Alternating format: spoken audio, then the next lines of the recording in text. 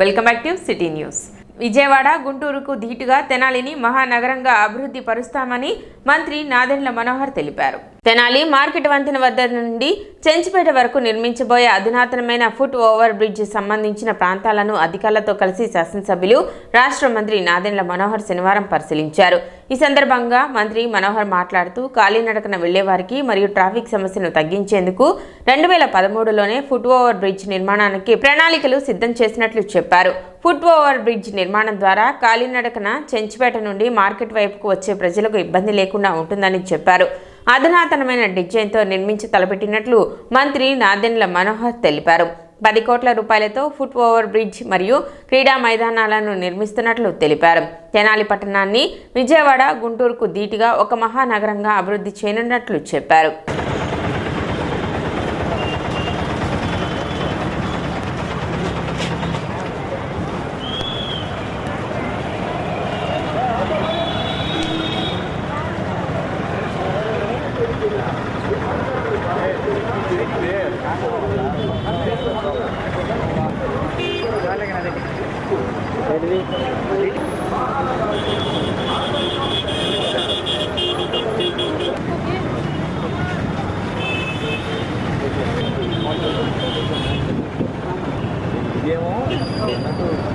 Municipal కార్యాలయంతో పాటు 2 ప్రధానమైన అంశాలు గతంలో మాటించాను. 2011లోనే ట్రాఫిక్ వల్ల పాపం ఎవరైతే కాలినడకన వస్తున్నారో చెంచుపేట నుంచి మన మార్కెట్ సెంటర్కి మున్సిపల్ కార్యాలయానికి చాలా అంతరాయం కలుగుతుంది, యాక్సిడెంట్ జరుగుతున్నాయి. అటువంటి ఇబ్బందికరమైన పరిస్థితి ఉండకూడదని బ్రిడ్జ్ నిర్మాణం చేద్దాం అనుకున్నాం. ఫుట్ బ్రిడ్జ్ చాలా అధునాతమైన డిజైన్ తోటి చేద్దామని 2011లోనే అనుకున్నాం. కానీ ఆ కాలంలో పూర్తి చేసుకోలేక ఆ టైంలో ఈసారి మళ్ళీ దానికి ఆర్కిటెక్ట్ గారికి నవీన్ గారికి నేను రిక్వెస్ట్ చేసి కొత్త డిజైన్స్ తీసుకొచ్చి దాన్ని పూర్తి చేసే విధంగా, ఎందుకంటే నిధులు ఉన్నాయి. వీటితో పాటు మనం అనుకున్నట్టు గుడిపాలెంలో ఉన్న స్పోర్ట్స్ కాంప్లెక్స్, ఒక స్విమ్మింగ్ పూల్, బాస్కెట్బాల్ కోర్ట్స్, అదేవిధంగా క్రికెట్ ఆడుకోవడానికి టెంట్ వేసి నెట్స్ వేసి పిల్లలకి మంచి ప్రాక్టీస్ కోచింగ్ అక్కడ జరిగేటట్టు, దాంతోపాటు స్కేటింగ్ రింగ్తో పాటు పెద్దలకి వాకింగ్ ట్రాక్ మరియు ఓపెన్ ఎయిర్ జిమ్ ఒకటి. సో ఈ ప్రధానమైన ఈ 4-5 అంశాలతో ఆల్రెడీ లేఅవుట్ డిజైన్ చేశారు.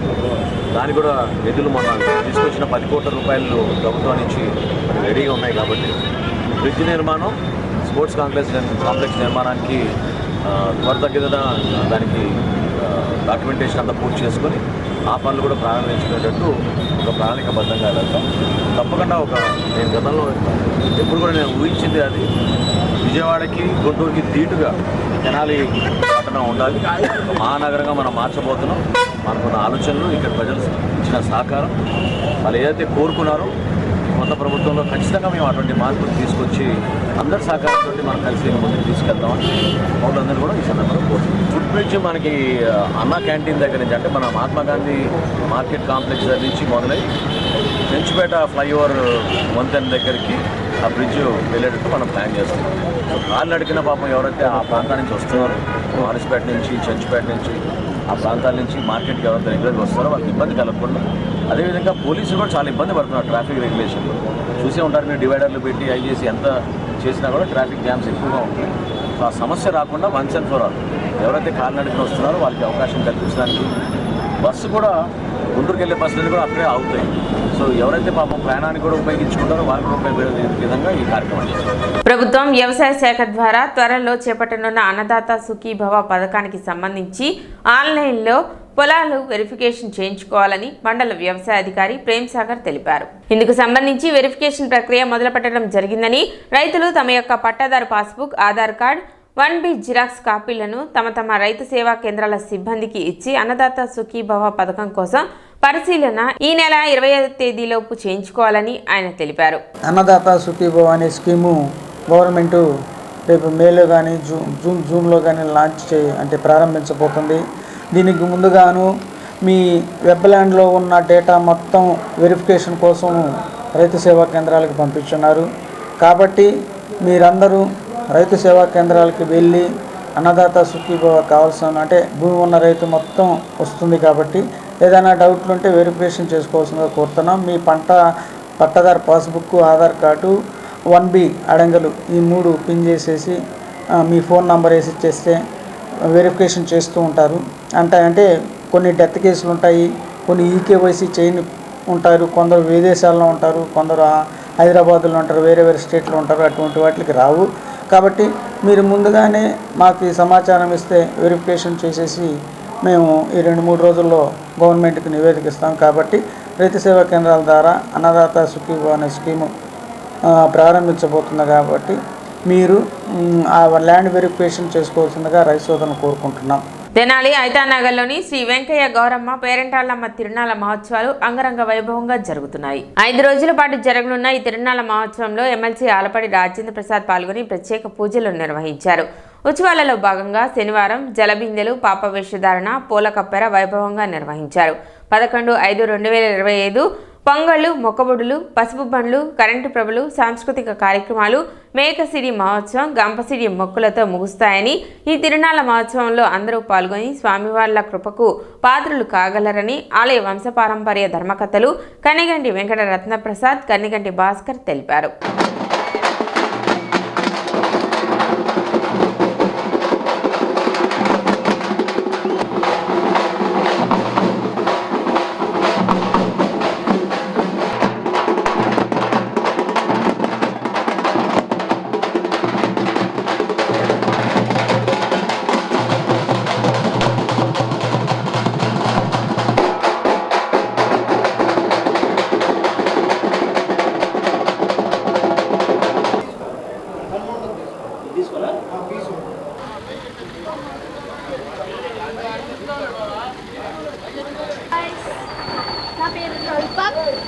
I'm studying.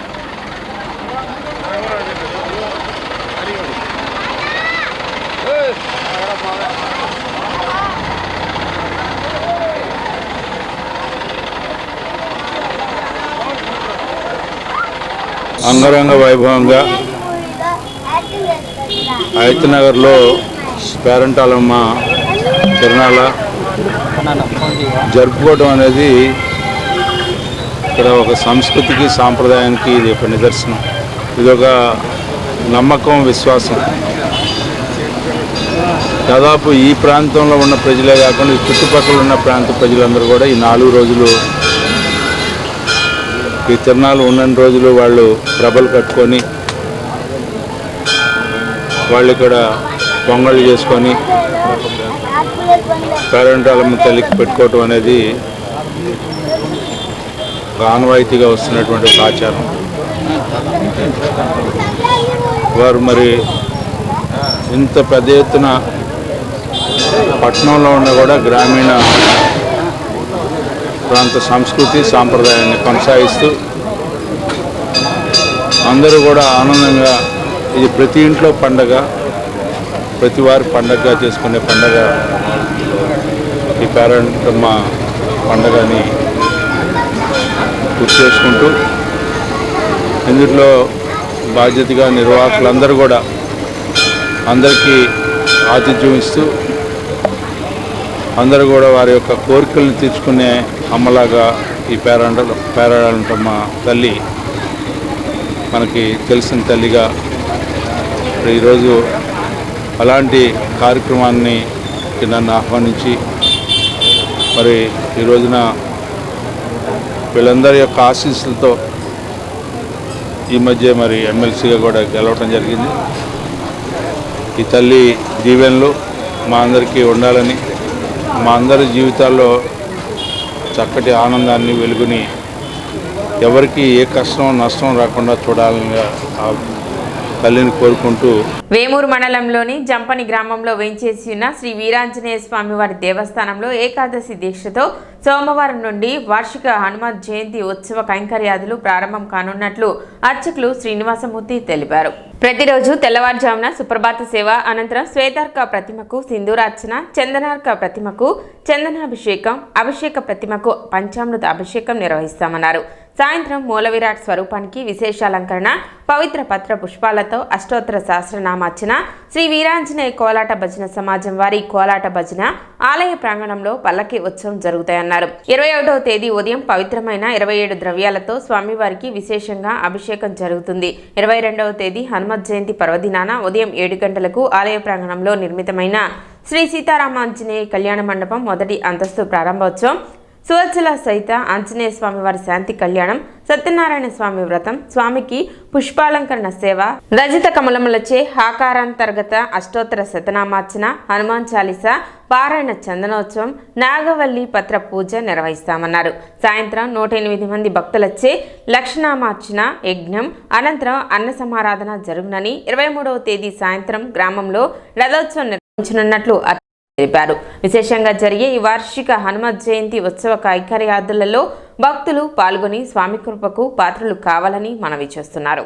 బాపట్ల జిల్లా వేమూరు మండలం జంపన గ్రామంలో వేంచేసి ఉన్న శ్రీ వీరాంజనేయ స్వామి వారి దేవస్థానంలో ఈ నెల 12వ తేదీ నుండి 11 రోజుల దీక్షతో వార్షిక ఉత్సవ కైంకర్యాదులు ప్రారంభం కానున్నాయి.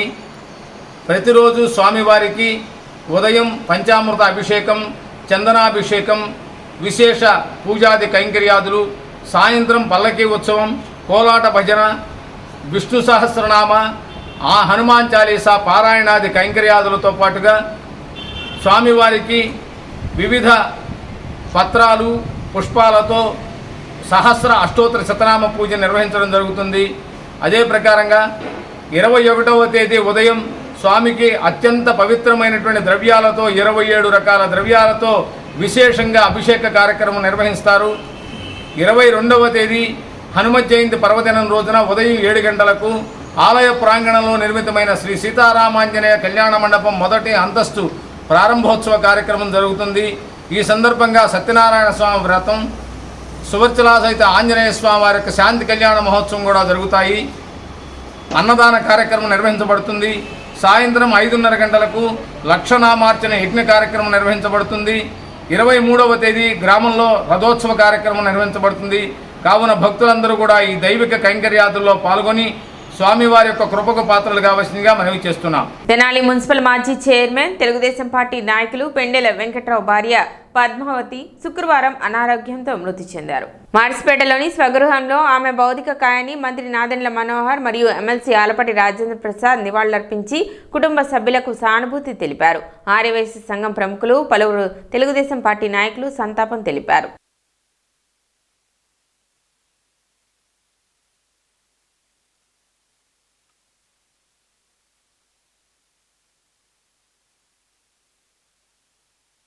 తెనాలి మండలం కటవరం గ్రామంలో సింహం వంటి చిన్నోడే సాంఘిక నాటక ప్రదర్శన జరిగింది. శివనాగేశ్వరరావు దర్శకత్వంలో సమకాలీన రాజకీయాలకు అద్దం పట్టే విధంగా సరికొత్త కథనంతో ప్రదర్శించిన నాటకం ప్రేక్షకులను అలరించింది. నీ అభిప్రాయం ఏమి? సకల ధర్మ స్వరూపుడు నీకు వరులు చెప్పవలసిన దేవుడు బావా. బావా, నీ యావశక్తిని పాటుపడి అర్జునుడి కింద భాగం కల్పించుడే కాక కోరుకున్నట్లో కూడా అతనికి అవకాశం ఇచ్చి దానం చేయాలి. మీ అభిప్రాయం ఏమని అడుగుతున్నావు? ఇంతకంటే ఎవరు అభిప్రాయం ఎట్లుండేదిలే.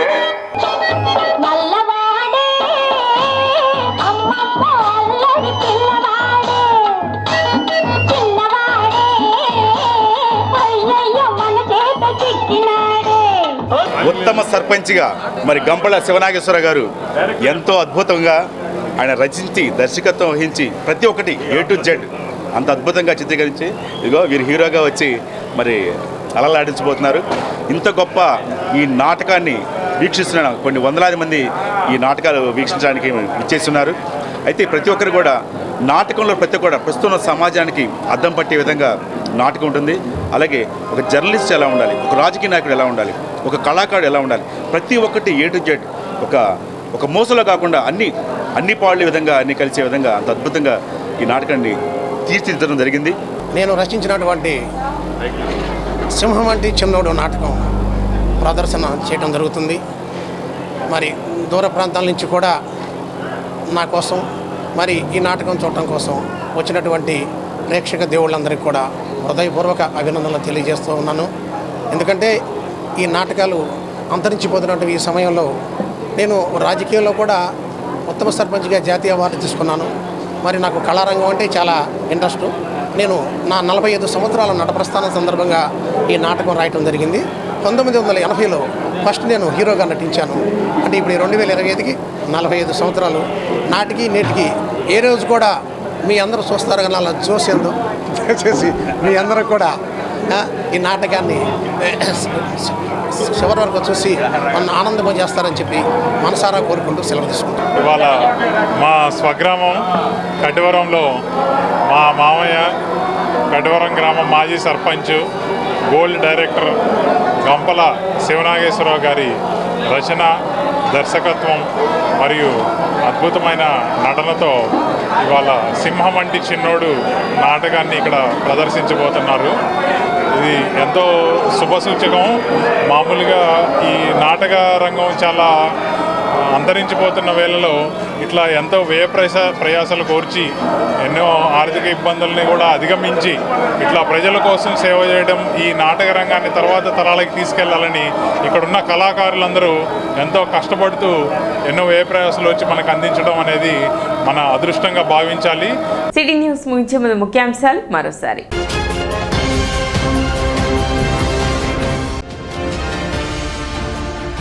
అమరావతికి దీటుగా 40 కోట్ల నిధులతో తెనాలి పురపాలక సంఘ కార్యాలయ నూతన భవన నిర్మాణం. మంత్రి నాదెండ్ల మనోహర్.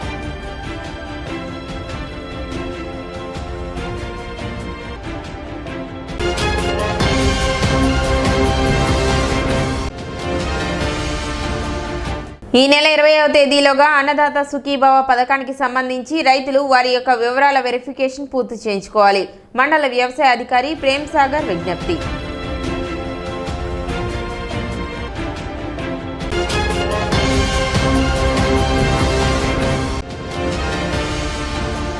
తెనాలిలో రౌడీ షీటర్ల కదలికలపై విచారణ జరిపిన జిల్లా ఎస్పీ సతీష్ కుమార్.